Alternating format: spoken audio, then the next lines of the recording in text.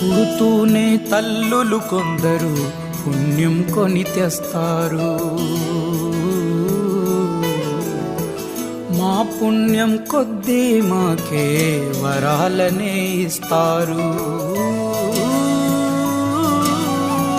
వరమై మాయమ్మ మా కోసం రావమ్మా, చీమ జోలికెళ్ళదురా సింగం రాయి అమ్మా.